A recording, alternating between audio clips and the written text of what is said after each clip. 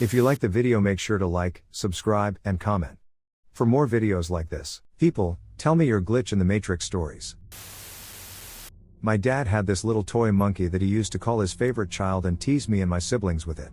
Not in a bad way, but it was really frustrating to us and we spent hours trying to steal it from him. Well anyways, one day we finally got it and threw it into the garbage after drawing on it and mangling it for a bit. My dad laughed and searched for it a bit but basically figured we had thrown it out and gave up after a week or so. Anyways, a few years later, when I was about 17, I'm walking down the street in Toronto, I don't live in 2, was just visiting friends, and see this little orange object on the side of the road. When I walk over to it, I pick it up and see that it was the exact same ducking monkey. It even had the black Sharpie lines on it from when we drew all over it. I honestly cannot even come up with the chances of that happening, especially considering our garbage is sent to a local dump and is nowhere near Toronto. Middle school, the entire 8th grade class had to do this thing called a cultural fair where we research our lineage/cultural roots, and present it after school at night for all families to see. Me and a buddy are cruising the empty halls out of boredom before the whole thing starts, and for some stupid reason, I bet him $10 I can open any locker, and he gets to choose which one. He takes my bet and picks a random locker. He jiggles the handle and spins the dial on this a few times to make sure it's locked. I remember, it was locker number 424. So I look at him, go PSSSSHHH. Watch this. I spin it, 6 right, 24 left, 34 right. I remember thinking, these numbers sound right in my head. The latch lifts up and it swings open. Driving home on a storm day, I see that a side road up to the local golf course is blocked off by flashing barricades. I also spy a Mercedes parked past the barricades with its hazards on. I stop and walk up to the car to see if they need help. I'm an EMT, I shine my light in the back seat to see a man slumped over apparently asleep. Thinking I've got a few drunks, I move up to the driver window and rap on the glass and shine my light in. The driver is sitting bolt upright, unmoving, staring straight ahead. My window rapping or light doesn't cause him to blink, flinch or move. I look over and the passenger is slumped forward onto the dash. This begins to creep me out. I call down to the sheriff's station and request a code 2, no lights/sirens, unit up to my location to help me check them out. Doors are locked. While on the phone I walk back to my truck to get my go bag. As I'm on the phone with dispatch, she asks me to get a license number for the car just as a PG&E, power company, cherry picker truck comes rumbling down from up the closed road. I move to go around the truck to get the plate number, and the car is gone. I talked to the driver of the truck and he said there was a 80-foot tree down across the road, and that he didn't think it'd be open for a day or so. So the question is, the hell did the car go? Tree up one way, barricades down the other. It's kept me a bit unsettled when stopping at accident/hazards since then. This is a really ducked up story I never told anyone, so with the passive anonymity, I will tell my tale. I was driving back to college from spring break with 3 other friends. We all were from the same hometown, and our university was roughly 4 hours away. As a precursor, none of us took drugs of any sort, and we were all on various sports teams with full rides for academics. We were the kids whose parents let them drive the Escalade or Range Rover back to college and everything always went our way. Your typical Ivy Leaguer. Not always proud of this, but it's just to validate that we weren't your typical alien abductees, aka crazy people. About 3 hours into the drive, we start noticing familiar signs that we saw hours ago. Confused, we just kept driving and ignored it. After about 10 minutes we knew something was wrong, since we were seeing all the same signs and landmarks we did 3 hours prior. We never got off the freeway, drove south the whole time, and nobody fell asleep. We drove 3 hours south, then out of nowhere we were right back near the start. We figured since we left our hometown at noon we would get to school by 4. We didn't get to school until 7, and never hit any traffic. It was like we went into a time warp or something, and it scared us so much that nobody said a word the rest of the trip. When we got to school, none of us said anything to each other or talked to each other for over a month, other than the agreement never to speak about it. It was one of the most ducked up experiences of my life, and we all vowed to never tell anyone cause we didn't want people thinking we were crazy. Duck, that shit scares me. I was driving home from my girlfriend's one night. Going home the back way. Where I live is very flat, so the road I was on was dead straight with no bumps, small hills or any places the road got higher or lower or anything like that. So I'm just driving straight, got my high beams on because there's no one around, and I can see everything in front of me. There's no houses on either side, no driveways, just fields. Nothing behind me either. Out of nowhere, a car appears about 20 feet in front of me, driving the opposite direction on the other side of the road. I was going pretty fast, so I passed them quickly, and when I look in my rear view, there's nothing there. Freaked me out so bad I had to pull over and gather my thoughts before I could keep going. Still freaks me out to remember it. I can't explain this, and I hardly believe it myself. I've only ever told a couple of people, all of whom refused to believe it could happen. On 2 occasions I have breathed underwater with no mechanical assistance. I was about 11 when it first happened. I was swimming one afternoon in the diving well at my gym. The pool is about 14 feet deep, with a fairly small surface area. I've always been a strong and confident swimmer, and love to dive to the bottom of the pool and flip over, open my eyes, and look up at the surface. So, I dive down, and sitting against the wall I have the overwhelming urge to breathe in. I refuse this thought, disbelieving and scoffing at my brain's sheer strangeness. But the thought comes again, and it is utterly convincing. I can't explain why I decided to breathe in. I just know that I would never choose to do that, but in this instance I did. I took the most careful, mincing breath in. I could feel great pressure, but I breathed normally. It was air I breathed and not water. I took 4 full breaths while sitting at the bottom of the pool, and after each breath I became more horrified and agitated. My disbelief was outstanding. I kinda freaked and shot to the surface quick as I could. After I rationalized a bit, I calmed down. My logical mind kept thinking that somehow I'd had a bubble of air caught on my face, for how else could I have breathed like that? But over the years of trying to make sense of it, 30 years old now, I recognize that air always finds its way to the surface expediently. It won't just catch around someone's face. I tried to do it again that day, diving and diving, trying to replicate the experience. Got quite a bit of water up my nose before I gave up. It did happen a second time, same pool, 4 years later. I took 5 breaths, same feeling of overwhelming confidence that it would be okay to breathe. Couldn't explain it the second time either. Very strange. Glitch. I don't know. No one has ever believed me, but I've only ever mentioned it to a select few. I still can't figure it out. Does anyone have any physics/logic thoughts on this? Has this happened to anyone else? Oh man, I have one of these that involves the Matrix. I got my wisdom teeth out in 2000, right around the time that the original Matrix came out on VHS. I was bombed completely out of my mind on Percocet after coming back from the surgery. I had awful wisdom teeth, and my mom basically just dropped me in bed and went and rented the movie for me because I'd never seen it in theaters. I remember being irritated that the sun through the window was making the TV glare but being too out of it to get up. A little bit after the black cat glitch in the Matrix scene, I passed out and apparently slept for about 8 hours. The tape in the VHS machine kept rewinding itself and playing over and over again. I woke up and the movie was at roughly the same spot as when I passed out, but it was completely dark outside. 0 time lapse for me. Completely lost my mind. Started freaking out and screaming because I thought I'd discovered the secret and somebody turned off the sun. I remember crying and trying to explain to my panicked family, who have never let me live it down. So my family and I moved when I was in 3rd grade. Before we moved, my parents brought me and my siblings on a road trip to introduce us to our future house. It was owned by this nice old man who did a lot of self-repair over the years. We still find little oddities every now and then, undoubtedly left by him. I walked inside, waved at a kind-looking old lady in a rocking chair, walked around, and then we left. Nothing odd. Except for one small detail. As we left the house, I was a little confused. "But Mom," I asked, "I thought you said, owner of house, lived by himself. Who was the old lady?" My mom gave me a 3-headed look. "What old lady?" My family agreed with her. There wasn't an old lady sitting in the living room, and the owner's wife had died recently. Yeah. I have a couple other weird stories about that house if anyone's interested. The parallel universe answering machine. This happened about 15 years ago. I called my friend up and he wasn't home, so I left a message on his answering machine. I said, "Hey, it's me, kill all extremists. Sorry I missed you, call you later. Bye." And then I hung up and left the house. I made no other calls. Later that day he called back and he says, "Wow, that was quite a message you left. Who was that girl you were talking to?" I was like, "What are you talking about? I wasn't talking to any girl." Well, as it turns out, the message didn't end after I said bye. I had to go over to his house and listen to this message a few times. After my initial message that I did leave, as quoted above, there was a slight pause and it continues on for another 30 to 40 seconds or so with me talking to some girl. It was my voice, but a conversation I never had with a girl whose voice I didn't recognize. You could compare it to the message I know I did leave, and the two voices were indistinguishable. Not just the voice but, talking mannerisms.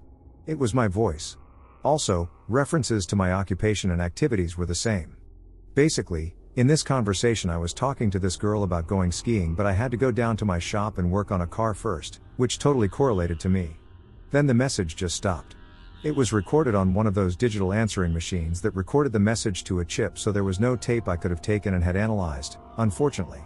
Also, neither I nor my friend had party lines, so that's not an explanation. It was very freaky, I can't explain it. I was driving home from college one day and I pulled up at a red light at an intersection. The car in front of me was one of those aqua/teal Honda Civics that were popular in the mid to late 90s. I look to my right. The gas station marquee says something like, "Always be aware of your surroundings when you shift." That's not verbatim, but I remember shift being capitalized for some reason. I thought it was kind of peculiar, and that's when I noticed that the car immediately to my right was, in fact, another of the same colored Honda Civics. Okay, interesting coincidence. Then I figure, what the hell, how funny would it be if? And look in my rear view mirror. Yep. Aqua/teal Civic behind me. So I look to my left. Sure enough, same car. I'm surrounded by them on all sides. I chuckle to myself, thinking it's nothing. The light turns green and we begin to move. 3 of the Civics move into the right lane. As they're traveling next to me, I notice that they have no license plates. There are drivers, and the interiors are all tan or ecru. They all merge onto a northbound route and I continue on my way. For the past 15 years I've maintained that I somehow shifted, the marquee's words, not mine, into a dimension other than the one in which I was born. I bring this up when things seem really off in the world. Example, Rick Santorum? A viable presidential candidate? Sigh, I really need to find a way back to my home dimension. I'm not a superstitious or generally spiritual person, but in high school I was in the drumline, and we usually practiced early in the morning prior to school starting. We were inside the bandroom that day because it was fairly cold. So anyway, I'm doing my thing, playing the tenors, toms for the layman, and I drop one of my mallets. I turn to pick it up and I can't find it. There is about 10 feet of open bare floor surrounding me and nowhere to be found. My instructor stops us and basically just asks me what the problem is. So several of us start searching around, can't find it. I say screw it and grab a spare set. About 20 minutes later, the band director walks in, unlocks his office, sits at his desk and knocks on the window. I look up and he picks up the mallet off his desk with a look like, "What is this doing in here?" I could verify that it was mine because I marked each set. Nobody had gone in or out, no gap under the door, locked room, ended up on the desk. There were 15 of us in the room at that time and there was a unanimous nope moment. I was stunned and one of my buddies came unglued. We pretty much canceled the rest of rehearsal right there, and many of us were pretty bugged about it the rest of the day. I couldn't concentrate on anything for almost a week after that. Eventually my brain just filed it away under unsolved mysteries and I went on with life. Right after high school, I got a job lifeguarding at a water park resort. I had been there about a year and by that point, dreaming about work was pretty routine. The dreams weren't usually about anything dramatic like rescuing a distressed swimmer or doing CPR, but on this particular occasion I had a dream that one of my coworkers rescued an unconscious boy from a particular pool. In the dream I was only assisting with the first aid, not the primary in the rescue, but I remember clearly what the boy looked like. I went back to work the next day after the dream after having a few days off, and about halfway through my shift I see the kid from the dream walking through the park with his family. They were still in their street clothes and had just checked in, so there was no way I could have seen him before. I nearly fell out of my chair. He didn't drown, but holy duck was I careful to keep an eye on him the whole time he was visiting. My little sister, call her Susie, and I were exploring the cottage a few years ago and came across a pair of walkie-talkies. Now this in itself wasn't unusual. It's an isolated, sprawling place shared by many friends and family who often leave things behind as they come and go. We run around in the night trying them out, and find out there's about a 10 to 20 meters cutoff range. We're fooling around and eventually we're on opposite sides of the house when something like the following exchange goes down. Me, breaker breaker come in, this is Thundercat over. Susie, giggling, this is Dragon 7, we are closing in on your location over. Me, negative, you'll never catch me. Thundercat out. Susie, giggling, who is this? Me, this is Thundercat, come in Poop Smith. Susie, giggling, no, who is this? At this point I walk into the next room and see Susie looking through a bookshelf, walkie-talkie abandoned on the floor. She says hello to me and the giggling is still coming from the walkie-talkie. I look at her, I look at the walkie-talkie, and ask, wait, who is this? The giggling stops on the other end of the line. There's nothing but dead air.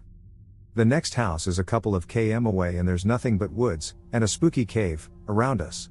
Susie says she got bored of the walkie-talkie a while ago, and denies any part in the goofy codename conversation. We search the place top to bottom and find no one and nothing that could have been making the call. We try the walkie-talkie a few more times but are never able to raise our ghost girl again. I still accuse her of having been the voice on the other end of the line once in a while, but deep down I know that when I told her what went down, she showed real fear. About a year ago, an online friend's cat ran away. He was inconsolable, since he grew up with the cat and it was basically one of his best friends. I vaguely recalled him telling me a long time ago that the cat had run away for 3 days once, and had gotten stuck in a local barbecue restaurant while it was closed for the weekend. I didn't mention it, because I figured it would make my friend more upset. 3 days later, the cat comes back, smelling like barbecue sauce because it got stuck in the restaurant over the weekend. My friend swears the cat had never run away before, and I could find no record of the supposed cat ran away conversation in any of our chat logs. He never even mentioned there was a barbecue restaurant near his house. When I was a child I had a lot of dreams about a cemetery with a huge cross in the middle of it. The dreams always freaked me out. In the dreams there was always something not right about the place. Not evil but something unsettling. Anyway, fast forward a few years. I would be about 10 maybe. Anyway, I was out with my mom, dad and sister. We were visiting a German cemetery for soldiers that had been captured and brought to the UK. Soon as I started getting close to the cemetery I started to feel very uneasy and that something was wrong. I remember walking through a small building what led into the cemetery. At this point I knew that the cross was going to be there like it was in my dreams. I remember seeing it, but that's where my memory stops. Nothing bad happened, well, not that I remember, lol. I had never been there before in my life and had never heard about it before then. My husband and I met in our late 20s. We grew up near each other but went to different high schools and colleges, were a few years apart, and hung with completely different crowds. My parents put in a bid on the house next door to his parents when I was about 11. It fell through and we moved elsewhere. While in college, he traveled to my school to compete in a game. Since it was homecoming, he ended up briefly watching the parade. Out of hundreds of people, he remembers me and telling his friend I was a cool chick. Not only had I been drinking, but I was dressed as a crab and standing next to Ariel from The Little Mermaid. I nearly shat myself when he told me about watching me dance badly around in the street and take pictures with the little kids. While attending a house party with my now husband, I was looking at pics on the walls taken at parties his friends had thrown back in high school. I was on one side of a pic and he was on the other side of the big group. I went to about 20 parties back in the day, and I do not remember ever partying anywhere near his area. My husband and I were best friends with a guy and girl who are cousins. We both went to endless family gatherings, but never met. We heard stories about each other, and had never even seen a picture of one another. After 6 years, we finally met and were an item by the end of the night, and we've been together ever since. I grew up in North Texas, and one of my friends has a cow farm and a lot of land. The name of the street he lived on was his family name. Me and my friends would go out there a lot on weekends, way out on the land far from his house, bring a guitar and some weed, and make a campfire and just hang out. One summer night my friend asked if we wanted to see a haunted house. He said it wasn't really haunted per se, but it was way out in the middle of nowhere, and was abandoned. He said he'd driven by it a few times on farm routes but he never had the stones to go explore it himself, especially not at night. It was one of those times where no one wanted to be the first to say no, so we all said yes. It was a cool, clear night, and we piled into my friend's sedan car. We were listening to some good old classic rock tunes and generally enjoying ourselves. We came to an area where we had to drive over a very old river, which was now a stream. This stream had eroded this patch of land for so long, that it had become a very, very steep depression. There was a large plank of wood across the remainder of the stream, making it a flat enough plane to drive across. Our friend assured us it was safe for the car, even though it looked like the angle was too steep for a car to cross without being damaged. By this point, the atmosphere had changed. We were no longer just hanging out all fancy-free. Few of us were speaking because we were just looking at the windows at the dark, looming trees and expanses of moonlit grass. We held our breath as we crossed the stream, and when we crossed it, there was a sea change in the way I felt. It was as if I could sense the house getting closer. No one had said a word for the past 10 minutes, other than my friend giving us time estimates of how much further we were from the house. There was nothing out here. Not even a paved road. There was a dirt road formed from cars, but it was very old and overgrown, as if it had not been used, except perhaps sparingly, for a decade. Suddenly, I became aware of something that had been present for a good portion of the trip but had occurred so slowly that I hardly noticed. I broke the silence. Everything is black and white. I can only see black and white. Everyone else in the car started to freak out because they could only see black and white, too. There was no color anywhere, just shades of black, like an old photo. Are we dead? I asked. I was convinced we had died along the way, but had not been aware we were dead, like a horror movie. I still have no explanation for this. We pulled up to the house. Color had returned, it seemed, but it was so dark that it didn't matter anyway. The house was 2 stories, at a slight tilt, and the face of the house looked menacingly down at us. It was an old, southern house, with white pillars that had become discolored with age, and faux balconies jutting out from under the second-story windows. About 50 meters from the house was a large, metallic silo. As the headlights from our car washed over the area, the darkness took its time to leave, because it had become so settled there. We began walking slowly towards the house. In the front yard, there were lots of holes in the ground, freshly dug, about the size to fit a small, potted houseplant. Inside the holes we found crumpled up pieces of paper. On the paper were crude drawings, like children's drawings. They were of people. Stick figures. Some of the stick figures would be upside down, or laying down. Some of the stick figures had faces, and they were all sad, or yelling about something. We went to the silo. It was unlocked. We went inside with a flashlight and lit up the interior portion by portion with the beam from the flashlight. It was totally empty and gleamed like polished chrome. It smelt like sawdust and old oats. I swore I heard the sound of a girl crying, but that might have been the sound of the hinges on the door. Finally, we went to the house. The doors were all broken off the hinges. There was a screen door, and it was partly torn. We went inside. We broke up into groups and tried to explore the whole thing. We were all trying to seem brave, saying things like the thing I'm most afraid of is the floor falling in.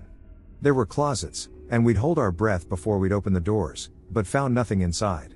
The whole house was completely dark and empty. We only had one flashlight, so there might have been parts that we had missed, but we wanted to get the hell out of there. We got back to the car. One of my friends dared someone to go into the house by himself, and sit on the living room and close his eyes for 30 seconds. He said he would do it. I couldn't believe it. I could never do that. He walked off proudly towards the house. We saw him go inside. The living room was the first room on the first floor past the foyer beyond the door. Several minutes passed. We thought he was ducking with us, wanting one of us to go in after him so he could give them a scare. That's when we noticed the smell. Something smelled awful in the car. My friend who was driving looked down and saw a dead cat crammed down underneath the pedals. Then we noticed there was cat fur strewn about the car. We freaked out and started honking the horn and flashing the headlights at the house. Our friend didn't come out. Finally, me and my other friend went in after him. When he got to the living room we found him sitting on the floor, huddled over, his back to a wall with his arms wrapped around his knees and his head buried in his legs. He looked up at us as if we should run away, as if it was too late. We told him to get off his ass so we could get the duck out of there. He pointed at the wall behind us. The lights from the car were still flashing, trying to get us to leave. Each time the lights flashed we could see it. All of our names were written on the wall in red. Later that summer, a friend of mine went back to the house during the day and burned it down. My family owns a house on Cape Cod. The previous owner was a white supremacist with an autistic son named Jimmy. Jimmy was known for putting on a trench coat and fedora, climbing trees, and shooting cats and dogs with a BB gun. When my parents moved into the house, they found a bunch of Nazi paraphernalia in a bedroom. They put it in the shed, told the former owner they had a week to get rid of it, and then threw it out. Of course, at the age of 7, I didn't know any of this. That's when I was visited 5 nights in a row by a figure in a trench coat and fedora. He didn't have any detail, he looked like a silhouette, like he was being powerfully backlit but with no light source. He would stand in the corner of the room, or sit there crouched, or sit on the bed opposite mine, my brother's bed, but he was at summer camp at the time. One time, he sat in a rocking chair, and when I looked later, he was gone but the chair was still rocking. After a few nights of this, I told my parents about it. My mom called it a nightmare, but my dad was intrigued. He told me to tell the figure, "Jimmy, I don't have your stuff." So the next night, when the figure appeared again in the corner of the room, I said, "Jimmy, I don't have your stuff. And Jimmy walked right over to me, put his face an inch away from mine, and then disappeared. I never saw him again. Years later, I found out about the history of the house. I've often wondered if I had heard it before, and somehow suppressed it and then imagined my encounters with Jimmy. But he was and remains entirely vivid to me. One night I was at a friend's house, and a mutual friend of ours came over. Let's call her Julia. Anyway, it became apparent to me as soon as Julia walked in that she was pregnant, and I mean way pregnant. The girl has always been really tiny, and she still was except for a big round pregnant belly and larger boobs. It couldn't have just been weight gain, because she still had skinny little arms, a thin face, etc. Basically, it was really obvious that she was preggers, and it couldn't be anything else. Cue this awkward thing where I'm trying not to stare, wondering if I should congratulate her or show concern, because she's only 17 and not in a stable financial situation to raise a child. She says nothing at all, and neither does the friend whose house we're in. I tell my mother about this in confidence because I just kind of need to tell someone about this whole awkward thing. A week later my mother sees Julia at the store. Comes back and tells me there's no way she's pregnant, she looks just as tiny all over as usual. Confused, I figure she must have seen someone else. So I call up the friend whose house we went to. She also has no idea what I'm talking about, even though she was right there with us on the night that it was so clear Julia was pretty far along. Fast forward to a year later, I haven't heard from Julia in a while, and get on Facebook to find out that she's in the hospital in labor with a child. I get prickles on the back of my neck and go way back on Julia's page until I find a message saying that she's coming over to my friend's house to hang out with us. Exactly a year from that day. When I was 6, my mom bought me this silver necklace. It was a really thin chain with a tiny silver dove pendant. I loved that necklace. When I was in 8th grade, my older sister asked to borrow the necklace for her senior portraits. I told her no, because she was notorious for losing jewelry, and in general being stupid with borrowed stuff. Well, she stole the necklace out of my room, and wore it to her portrait session. After her session was over, her boyfriend picked her up, and they went to the beach. Then out to eat. Then to a friend's house, then they had sex at his house, since his parents weren't home. During all this, she lost my necklace. I was so pissed, and I made her and her boyfriend retrace all their steps to try and find it. They couldn't find it. I was devastated. Fast forward, I was 21, and living in my first apartment. I had been living there since I was 18, with my best friend. I came home from one of my jobs, and decided to clean. I scrubbed, dusted, did laundry, and finally decided to vacuum. As I was vacuuming the living room, the vacuum sucked up something from the carpet that didn't sound right. I turned off the vacuum, and flipped it over to get whatever it was out of the brush. I took off the brush guard, and saw a thin chain wound around the brush. I carefully unwound it, and it was my missing necklace. I have no idea how this happened. I still have the dove. The chain was broken beyond repair. For the skeptics out there, my sister had never been in my apartment. The vacuum I had bought brand new 2 years prior. None of the furniture I owned was from my family home. There's absolutely no way it could have rationally been explained. And believe me, I looked for ways to explain it, including asking my friend if my sister had given her the necklace to plant. Of course, my sister hadn't, since she and my friend never hung out together. Everyone in my family was pretty tripped out by this, especially my sister. She told me that she was pretty certain that she had lost my necklace at the beach, because they had been roughhousing in the water at the time. She had never told me about that before, because she knew how pissed off I would be by her disregard for my property. One time I was just sitting at my computer goofing off when a small white object flew out of nowhere and hit my desk. I picked it up, and it appeared to be PVC or something similar and had broken off from something. The object was shaped funny and broken at an odd fracture. I looked everywhere and could not find anything in the entire house that it could have broken from. In the same room I would hear my keyboard randomly typing at night. I even left my computer on with a Word document for a few nights as suggested by the woman who is now my girlfriend, but nothing happened those nights. I also have dreamed of several places that I later saw in real life that I had never seen. I still have locations that reoccur in dreams that I wonder if I just might visit someday. I once dreamed that my sister became pregnant and lost the baby. The next day I told my brother about the dream and he became white as a sheet and had a look I had never seen in him before, for unbeknownst to me, my sister and her husband had recently became pregnant and only to miscarry soon after. My family barely ever talked to me unless there was a reason, and my brother was the first I had talked to since it happened.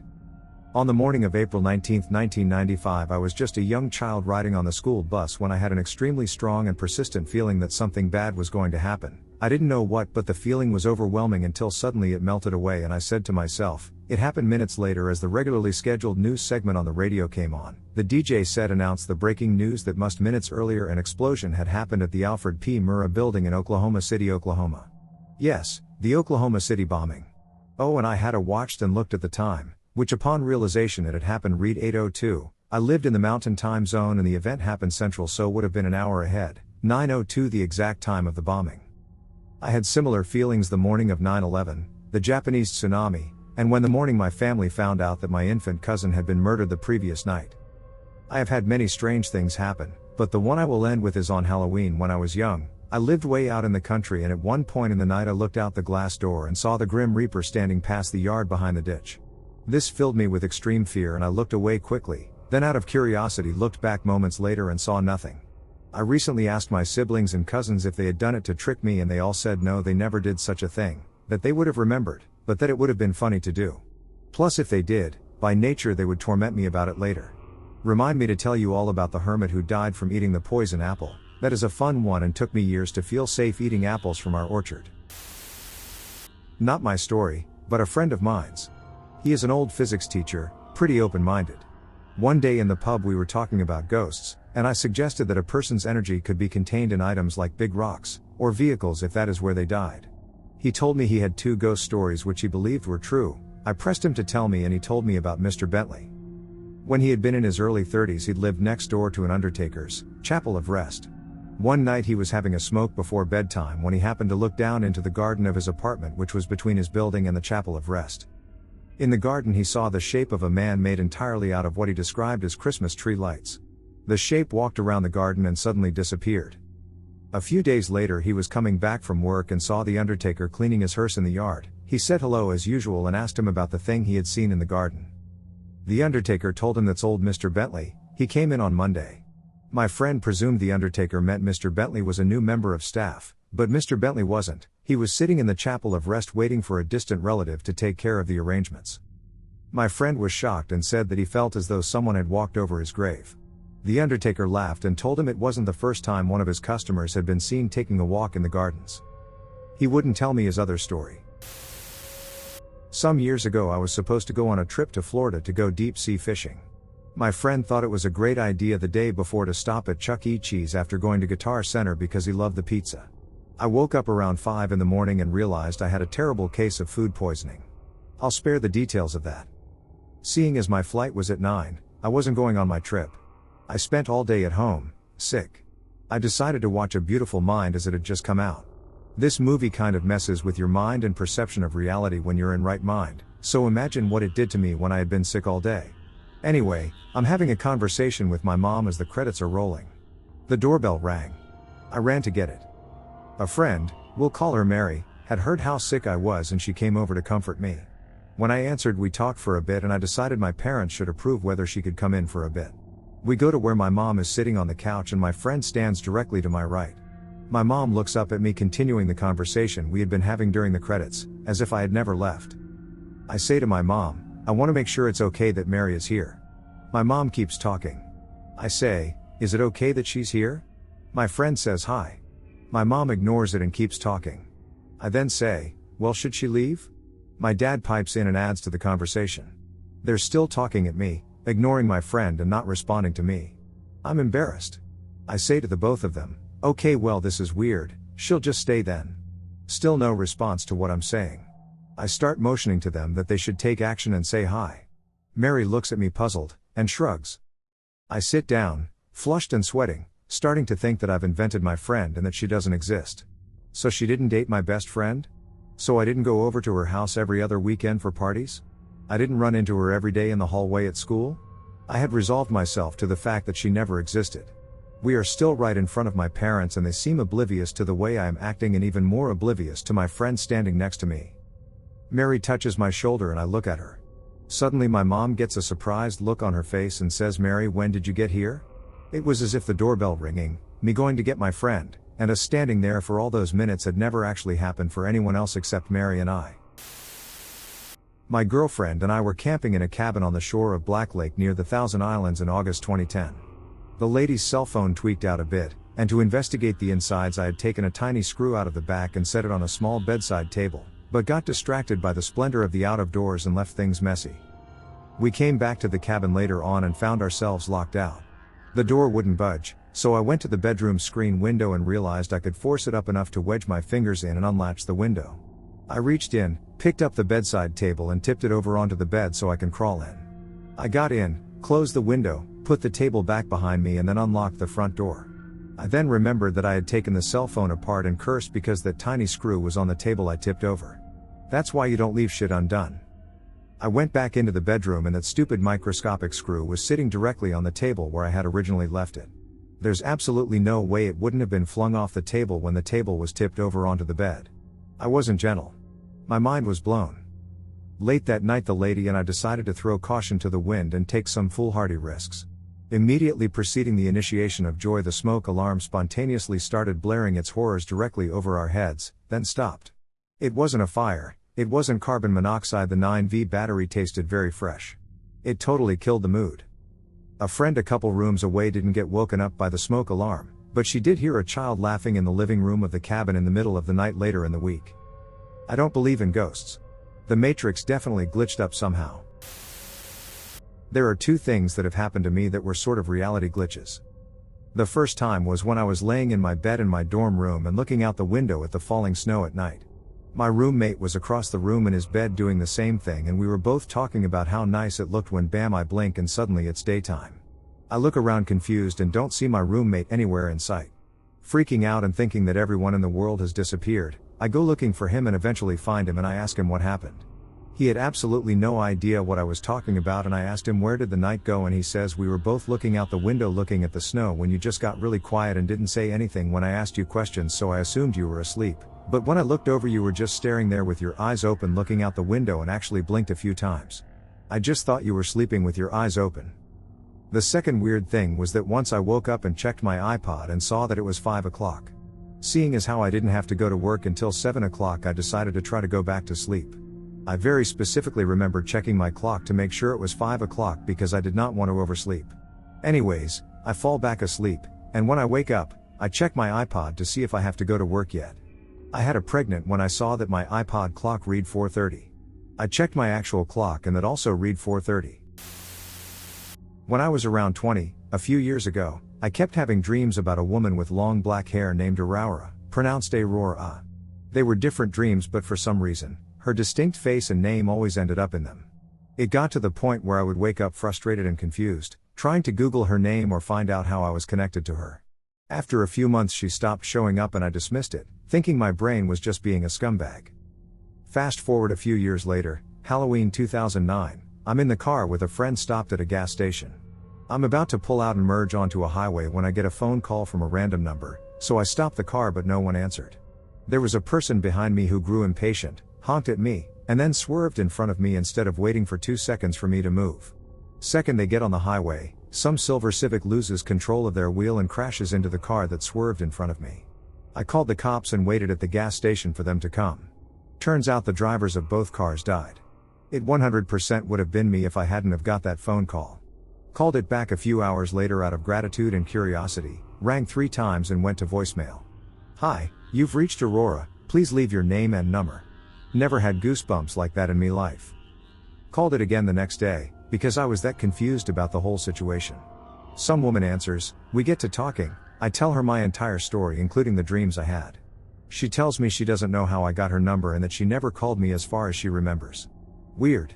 Ask her if she has a Facebook to confirm if she is in fact the woman in my dreams. Check her Facebook, holy duck, it's her. If that's not a glitch in the Matrix then I'm just batshit crazy. When I was about 4 years old, I used to have this VHS tape of Forgotten Merry Melodies / Max Fleischer cartoons circa mid-1930s, titled Robin Hood, after the first cartoon, which featured 3 squirrel brothers playing a make-believe game of Robin Hood. It was a cheap videocassette, probably came from a dollar store, because it didn't even have the title printed on the label, just a blank field where you could write the title yourself, which I did in my best 4-year-old writing. My parents bought lots of these kinds of tapes, which included old episodes of Popeye, Daffy Duck, etc., but I adored this particular collection for some reason. I remember bringing it to my kindergarten class once to watch on a movie day. Anyway, The years went by and eventually it just sat unwatched on a shelf. Around age 9, I had developed this entrepreneurial streak and decided to sell all of my old toys and things at a garage sale so I could invest in cooler things, like video games. I think I sold it for $1, which would be kind of a rip, considering that's probably how much it cost in the first place, then promptly forgot all about it. 7 years later, I was in a Value Village, a chain of thrift stores, called Savers in the US, looking through pairs of jeans when suddenly I had a flash of images from these old cartoons in my mind. Naturally, I felt all nostalgic and starting wishing I hadn't sold the tape all those years ago. Then it occurred to me that maybe, however incredibly unlikely, the tape might actually be here in the store. I got very excited and beelined straight for the book/video/music section. It felt like a magnet was pulling me straight to a certain place on one of the shelves. Somehow, I just knew the video was here. I walked right up to the shelf, reached out, and pulled out the tape. There was no searching involved. I held it in my hands and looked it over. It was the same tape I used to have. I was immediately overjoyed that I would get to see these old cartoons again, but then I remembered the writing on the label. Could it really be possible it was exactly the same tape? I pulled the cassette out of the box, and sure enough, there it was, Robin Hood, spelled out in my terrible 4-year-old handwriting. I was completely dumbstruck. I took it to the cashier in a state of ecstatic shock, tried to explain the story to her, but she said nothing and just looked at me like I was crazy. I don't blame her, they probably get all kinds of weirdos in there. I gladly paid $2 for it. I still have it. Still works. Aside from the aforementioned Robin Hood, full title is actually Robin Hood Makes Good. The other cartoons included on the tape are the Dover Boys of Pimento University, really weird but hilarious Chuck Jones short, The Kids in the Shoe, a spin on the little old lady who lived in a shoe, featuring a pretty awesome jazz/swing number at the end, and Somewhere in Dreamland, which is guaranteed to make you bawl, unless you have no soul. They can all be found on YouTube.